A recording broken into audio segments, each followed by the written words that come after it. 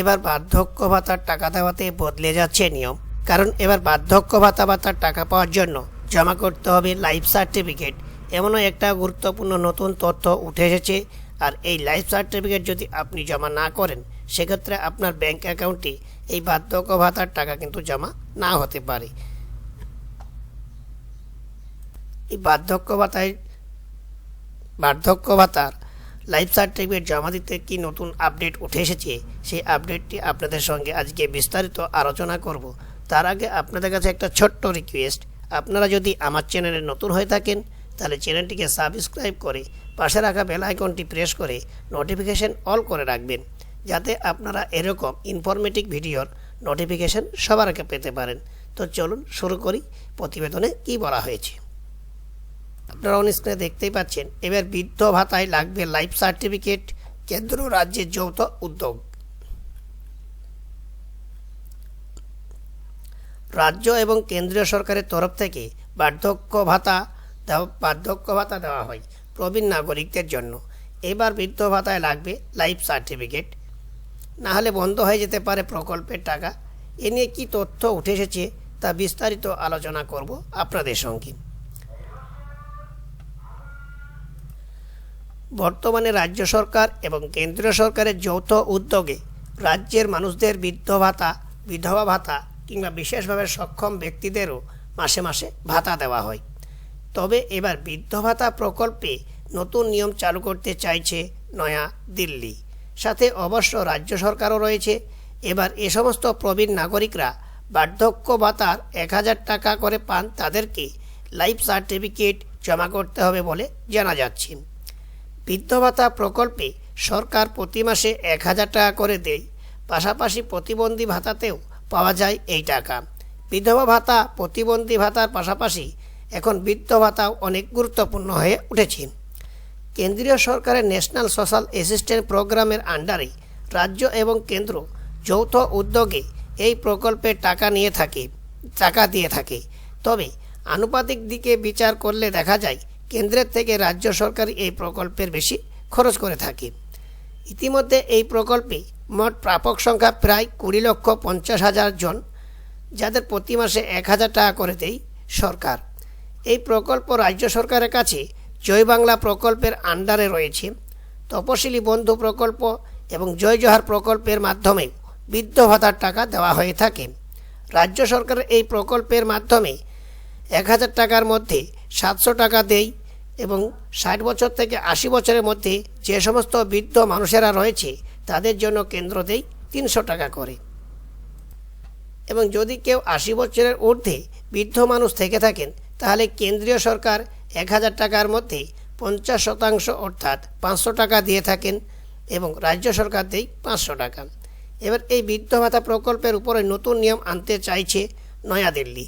এবার বৃদ্ধ ভাতায় লাগবে লাইফ সার্টিফিকেট। কেন লাইফ সার্টিফিকেট চাইছে কেন্দ্র? জানা যাচ্ছে এর আগে প্রচুর এমন প্রবীণ নাগরিকরা ছিলেন যারা বার্ধক্যজনিত কারণে মারা যাওয়ার পরেও 5 থেকে 6 মাস ধরে তাদের ব্যাংক অ্যাকাউন্টে সরকারের তরফ থেকে এই বৃদ্ধ ভাতার টাকা ঢুকছে। এর ফলে যেমন তথ্য সংগ্রহের সমস্যা দেখা দিয়েছে, একইভাবে কেন্দ্রীয় সরকার এবং রাজ্য সরকার উভয়ের তহবিল থেকে এই অতিরিক্ত টাকা নষ্ট হয়েছে বলে ধারণা। তাই এবার যাতে আর সেই সমস্যায় পড়তে না হয়, সেই জন্যই বৃদ্ধ ভাতায় লাইফ সার্টিফিকেট চালু করতে চাইছে কেন্দ্র রাজ্য উভয় সরকার। তাতে করে যদি কোনো ব্যক্তি মারা যান তাহলে সহজেই তার তথ্য সংগ্রহ করা যাবে এবং অতিরিক্ত অর্থ বাজে ব্যয় করতে হবে না। সম্প্রতি কেন্দ্র এবং রাজ্য বৈঠকে রাজ্য সরকারের একাধিক প্রকল্প নিয়ে প্রশংসা করেছে কেন্দ্র। পাশাপাশি বৃদ্ধ ভাতা প্রকল্পে লাইফ সার্টিফিকেট আপডেট করার কথাও জানানো হয়েছে। এই বিষয়ে কেন্দ্রের দাবি রাজ্য সরকার সঠিকভাবে তথ্য যাচাই করে উঠতে পারেনি। কিভাবে হবে লাইফ সার্টিফিকেট জমা? সংবাদপত্রের খবর অনুযায়ী জানা যাচ্ছে কেন্দ্র এবং রাজ্য সরকারের ভার্চুয়াল বৈঠক হয়েছিল, সেখানে এই প্রস্তাবটি উপস্থাপিত হয়। জানানো হয় প্রবীণ নাগরিকদের বৃদ্ধ ভাতায় লাইফ সার্টিফিকেট জমা করার জন্য একটি অ্যাপ চালু করা হচ্ছে। এই অ্যাপের মাধ্যমে লাইফ সার্টিফিকেট অনলাইনে জমা করা যাবে। দক্ষিণ ভারতের একটি রাজ্য সঙ্গে ঝাড়খণ্ডে ইতিমধ্যে এই অ্যাপ্লিকেশনটি পাইলট প্রজেক্ট হিসেবে কাজ করছে। যদি ঠিকঠাক কাজ হয় তাহলে শীঘ্রই পশ্চিমবঙ্গ সহ সারা ভারতবর্ষে এই অ্যাপ্লিকেশনটি চালু করে দেওয়া হতে পারে। সংবাদপত্রের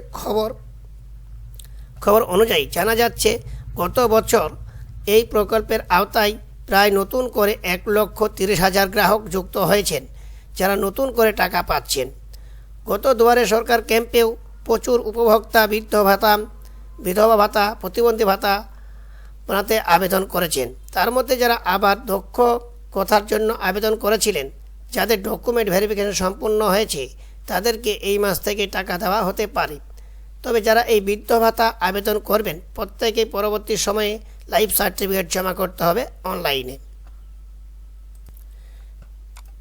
লাইফ সার্টিফিকেট জমা করলে কি কি সুবিধা বা অসুবিধা হতে পারে? অনলাইনে লাইফ সার্টিফিকেট জমা করার ক্ষেত্রে বেশ কিছু সুবিধা এবং অসুবিধা হতে পারে।